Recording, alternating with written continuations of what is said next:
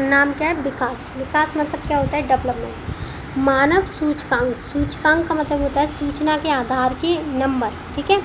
शिक्षा के आंकड़े, लोगों का स्वास्थ्य, प्रति व्यक्ति आय। प्रति व्यक्ति आय का मतलब होता है एवरी पर्सन की जो क्या है? इनकम है वो। मानव विकास देखेंगे, मानव विकास एवं सूचकांक के मापदंड, प्रति व्यक्ति आय, जीवन प्रतिशतता, साक्षरता दर 15+1 मापदंड। सकल नामांकन अनुपात 3 स्तरों पर। राज्यों की तुलना, शिशु मृत्यु दर, साक्षरता और निवल उपस्थिति अनुपात, ठीक है। विश्व बैंक के अनुसार देश का वर्गीकरण देखेंगे, उच्च आय वर्ग के देश प्रति व्यक्ति आय कितनी होनी चाहिए? $12,736 प्रति वर्ष होनी चाहिए एक इंसान की। विकसित अर्थव्यवस्था जैसे मध्य पूर्व के देश कितनी? 1,570 प्रति वर्ष डॉलर में।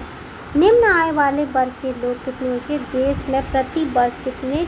1,045 या उससे कम, यानी कि सबसे नीचे वाली कैटेगरी।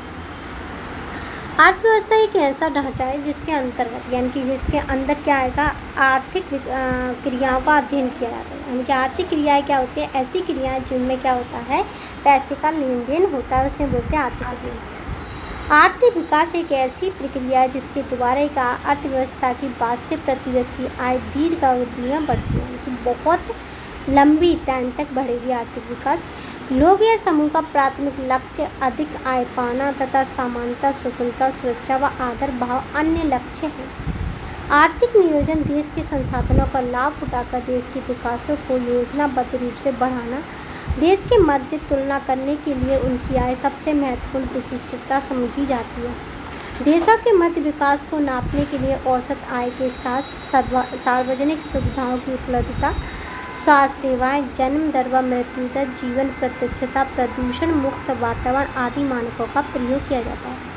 प्रत्येक देश के लिए औसत आय की गणना अंतर्राष्ट्रीय मुद्रा डॉलर में की जाती है। शिशु मृत्यु दर किसी वर्ष में पैदा हुए 1,000 जीवित बच्चों में से 1 वर्ष की आयु से पहले मर जाने वाले बच्चों का अनुपात शिशु मृत्यु दर कहलाता है।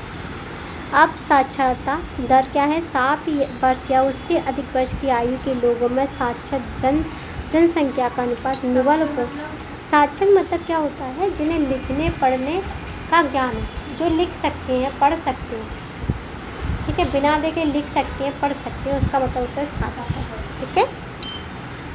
निवल उपस्थिति क्या होगी? 15 से लेकर के 14 वर्ष की आयु के स्कूल जाने वाले कुल बच्चों का उस आयु वर्ग के कुल बच्चों के साथ प्रतिशत निकालेंगे तो इससे बोलेंगे निवल उपस्थिति अनुपात।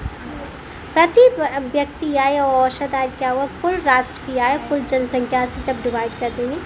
BMI शरीर का द्रव्यमान सूचक, पोषण विज्ञान की किसी वयस्क, यानी कि ये क्या है? विज्ञान की किसी वयस्क द्वारा लिया गया मापदंड होता है कि अल्प पोषित होने की जांच करना, यानी कि क्या इसमें पोषण है या नहीं है, इस चीज़ की जांच करना। यदि यह 8.5 से कम है तो व्यक्ति अल्प पोषित है। अगर 25 से ऊपर है तो मोटापा से ग्रस्त है, यानी कि 18 से लेकर के 18.5 से लेकर के 25 के बीच में होना चाहिए तो व्यक्ति क्या है? पोषित है। कैसा है? पोषित। मानव विकास सूचकांक की गणना में भारत का स्थान 131वां आया है, ठीक है। मानव विकास सूचकांक आय व अन्य कारकों की समकेतित सूची इसके आधार पर, अच्छा जो मैंने मानव विकास सूचकांक बता दिया है ना, ह्यूमन डेवलपमेंट इंडेक्स, इसे दोबारा चेक कर लेना गूगल पे जाकर के, इसका नंबर बदलता रहता है हर वर्ष, ठीक है। मानव विकास सूचकांक आय व अन्य कारकों की समकेतित सूची इसके आधार पर किसी देश को उसकी गुणवत्ता के आधार पर वर्गीकृत किया जाता है।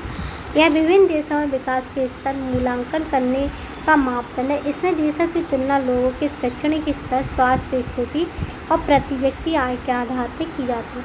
अब विकसित देश और विकसितशील देश परिभाषा, वह देश जिनकी प्रौद्योगिकीकरण की गति व प्रति व्यक्ति आय अधिक होती है, वह देश जिनकी प्रौद्योगिकीकरण की गति व प्रति व्यक्ति आय ना अधिक होती है, यानी कि कम होगी। आत्मनिर्भरता व समृद्ध होता है, गरीब व अन्य पर निर्भर होता है, पूर्ण प्रयोग होता है, अल्प प्रयोग होता है, उच्च होता है, निम्न होता है, उच्च प्रौद्योगिक विकास होता है, प्रौद्योगिकी के लिए दूसरों पर निर्भरता, निम्न उच्च तृतीय क्षेत्र प्राथमिक क्षेत्र और क्या होता है सामान और असमान, उच्च निम्न क्या है, सारी चीज़ें क्या है, उच्च निम्न सकल घरेलू उत्पाद क्या होगा, ज़्यादा होगा, सकल घरेलू उत्पाद कम होगा। मानव सूचकांक बहुत अच्छा होगा, मानव सूचकांक बहुत कम होगा। आय का वितरण समान हो सकता है, आय का वितरण असमान भी हो सकता है। अर्थव्यवस्था का मुख्य योगदान किसका होगा, तृतीय क्षेत्र का और यहाँ पर प्राथमिक क्षेत्र का। गरीबी व बेरोजगारी बहुत कम होगी, गरीबी बेरोजगारी बहुत ज़्यादा होगी। विकास एवं समृद्धि, उच्च प्रौद्योगिक विकास होगा, प्रौद्योगिकी के लिए दूसरों पर निर्भर होंगे। प्रौद्योगिकी का मतलब होता है टेक्नोलॉजी के लिए हम दूसरों पर डिपेंडेंट होंगे। पढ़ने लिखने वाले ज़्यादा होंगे, पढ़ने लिखने वाले कम होंगे। पूर्ण प्रयोग होगा, अल्प प्रयोग होगा, कुछ प्रयोग होगा, किसका, संसाधनों का। आत्मनिर्भरता व समृद्धि इनमें ज़्यादा होगी और ये दूसरों पर निर्भर होंगे अपने काम के लिए।